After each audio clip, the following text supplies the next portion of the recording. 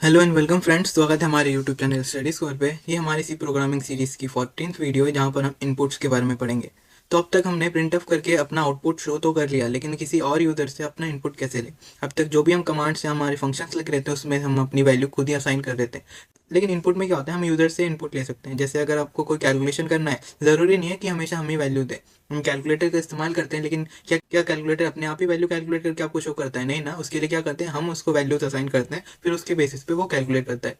Same input हम खुद ना लिख के हम अपने यूजर से भी ले सकते हैं, जिसके लिए हमको कुछ कीवर्ड्स इस्तेमाल करने होते हैं। उन्हीं कीवर्ड को आज हम इस वीडियो में कवर करेंगे। सिंपल, आप समझ लीजिए, कोई भी अगर यूजर से हम डेटा लेते हैं तो उसको इनपुट कहते हैं।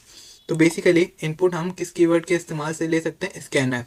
मतलब स्कैनएफ वो कीवर्ड है जिससे हम अपने यूजर से इनपुट को ले सकते हैं। इसका एक बार एग्जांपल देख लेते हैं। जैसे कि आप एग्जांपल में देख सकते हो, हमने माई नम का एक वेरिएबल बनाया इंटीजर टाइप। फिर हमने यूजर से कोई भी नंबर पुट करने को बोला। फिर हमने क्या करा, स्कैनएफ का इस्तेमाल करके हमने माई नम जो कि हमारी वेरिएबल थी उसमें हमने क्या किया, उस वैल्यू को स्टोर कर दिया। लेकिन आप नोटिस करोगे माई नम के सामने हमने एंड कैरेक्टर का इस्तेमाल किया। ये क्या होता है? ये एक रेफरेंस ऑपरेटर होता है। मतलब माई नम के एड्रेस में जाके वो उसकी वैल्यू स्टोर कर देता है। इसको हम रेफरेंस ऑपरेटर कहते हैं। इसको हम आगे और भी डिटेल में पढ़ेंगे जब हम पॉइंटर्स और मेमोरीज के बारे में पढ़ेंगे। फिर हमने क्या करा, अपनी वैल्यूज को प्रिंट ऑफ करके दे दिया। इसको एक बार डायग्राम से समझ लीजिए। आप राइट साइड देखिए, हमने एक कंटेनर बनाया जिसका नाम क्या दिया हमने, माई नम। उस कंटेनर की एक हेक्साडेसिमल वैल्यूज भी होती है जो कि हम आगे पढ़ेंगे। फिर क्या करा, यूजर से इनपुट लिया। मान लीजिए हमने यूजर से 5 इनपुट लिया, तो ये स्कैनएफ क्या करता है, ये जो 5 हमने इनपुट लिया है इसको माई नम के अंदर स्टोर कर देगा, जिससे कि हम बाद में इस वैल्यू को अपने हिसाब से यूज कर पाए। हम हमेशा क्या करते थे, x=5 खुद ही लिख देते थे, लेकिन इस बार हम स्कैनएफ का इस्तेमाल करके यूजर से इनपुट ले सकते हैं। इसको प्रैक्टिकली करके देख लेते हैं। तो आज हम क्या पढ़ रहे हैं, इनपुट। तो इसको हम हटा के क्या लिख देते हैं हमारे कमेंट में, इनपुट। इनपुट लेने के लिए पहले हम एक वेरिएबल बना लेते हैं। हम यहाँ पर इंटीजर नहीं, कैरेक्टर वेरिएबल इस्तेमाल करेंगे और उसका नाम देते हैं नेम, जिससे हमें पता चलेगा इस वेरिएबल में हम नेम स्टोर करेंगे। फिर क्या करेंगे, यूजर को बताएंगे कि कुछ नाम इनपुट देना है आपको। तो वो प्रिंट एफ करके हम यूजर को शो करवा देते हैं डिस्प्ले में कि उसको कुछ टाइप करना है। तो इसके लिए हम लिखेंगे enter your name and then scan of करेंगे उस इनपुट को, कि जो भी वो इनपुट देगा, और उसको असाइन कर देंगे कहाँ पर, नेम में, और उसके सामने रेफरेंस ऑपरेटर जो कि एंड है हमारा, उसको लिखेंगे। अब फिर दोबारा हम यूजर को बताते हैं कि आपका नाम ये है।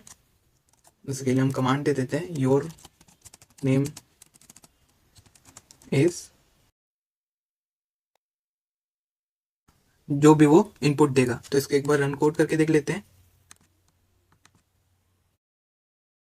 ये एरर शो कर रहा है। क्यों शो कर रहा है आप बता सकते हो? अरे मैं एरर इसीलिए लाता हूँ जिससे आपको पता चले कि कहाँ हम छोटी छोटी गलतियाँ करते हैं और कहाँ हमारा एकदम ही कोड रन नहीं होता। हमें यहाँ पर एक कैरेक्टर वेरिएबल नहीं, हमको एक एरे बनाना है। इसीलिए हम यहाँ पर एरे कमांड बनाएंगे। यहाँ पर सी के जगह हम क्या इस्तेमाल करेंगे, %s, जिससे कि इसको पता चलेगा एक एरे इनपुट दे रहा है।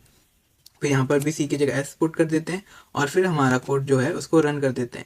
लेकिन यहाँ पर अभी भी एरे शो हो रहा है, क्योंकि यहाँ पर हमने कोई इसकी जो स्पेस वैल्यू है वो मेंशन नहीं करी, जो कि मैंने पहले भी कवर किया था। जिन्होंने भी हमारे एरे वाली वीडियो नहीं देखी वो हमारे प्रीवियस वीडियो को देख सकते हैं, जहाँ पर हमने एरेस को अच्छे से डिटेल में पढ़ा है। इस प्रोग्राम को एक बार रन कोड करके देख लेते हैं। ये देखिए यहाँ पे ये क्या कर रहा है, एंटर योर नेम। हम जैसे हम अपना नेम एंटर करेंगे, मैं हृदय टाइप कर देता हूँ और फिर ये आउटपुट शो कर देता है योर नेम इज हृदय। और इनपुट देके भी देख लेते हैं। जैसे एंटर योर नेम में मैं यहाँ पे लिख देता हूँ राज, ये एंटर कर गया।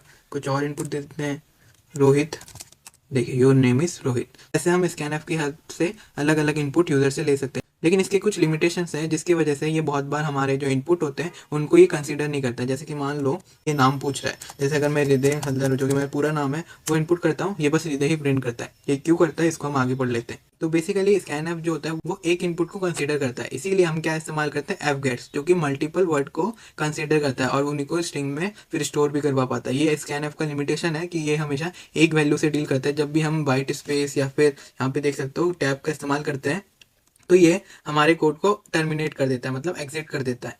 फिर हमारा एक ही वर्ड प्रिंट हो जाता है और बाकी के नेग्लेक्ट हो जाते हैं। तो हम क्या करते हैं, fgets का इस्तेमाल करते हैं जिससे कि हमारी सारी लाइन वो रीड करने के बाद उसको स्टोर भी करे और बाद में रिट्रीव भी करे। लेकिन इसका एक स्पेसिफिक फॉर्मेट होता है, उसको अगर वैसे नहीं लिखोगे तो ये fgets काम नहीं करता, जिसके लिए हमें वेरिएबल का नाम लिखना पड़ता है, फिर वेरिएबल की साइज, फिर लास्ट में std है। अब इसको एक एग्जाम्पल पे समझ लो कि हमने फुल नेम का एक कैरेक्टर एरे बनाया। फिर fgets में हमने एरे का नाम लिखा, फिर एरे का साइज मतलब कितनी स्पेस का ऑक्यूपाई कर रहा है, और फिर stdin। फिर जैसे ही हमने प्रिंट करा फिर हमारा नाम लिख के यहाँ पे आ जाता है। इसको एक बार प्रैक्टिकली करके देख लेते हैं। हम इन्हीं वेरिएबल्स को चेंज करके देख लेंगे। हम यहाँ पे scanf की जगह क्या लिख सकते हैं, fgets। और फिर fgets के फॉर्मेट के लिए हम क्या करेंगे, पहले अपने वेरिएबल का नाम लिखेंगे, फिर वेरिएबल की साइज,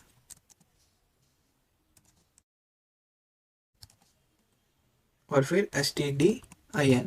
एक चीज़ आपको नोटिस करने की ज़रूरत है, यहाँ पे रेफरेंस ऑपरेटर की ज़रूरत नहीं पड़ती, हम डायरेक्टली लिख के हमारा आउटपुट ले सकते हैं। अब जैसे ही हम रन कोड करते हैं तो देखिए ये पहले एंटर योर नेम मांगेगा, फिर मैं यहाँ पे लंबा चौड़ा लिख देता हूँ, माई नेम इज हृदय। तो देखिएगा यहाँ पे कोई एरर नहीं आएगा, your name is my name is हृदय, इसने प्रिंट कर दिया। अब जितने बार भी हम यूज़ करना चाहे इसको यूज़ कर सकते हैं, इसको जितना मर्जी इसमें स्पेस दे दीजिए, ये हमेशा स्टोर करके आपको रिट्रीव कर देगा। तो आज के लिए इतना ही, मिलते हैं अगली क्लास में।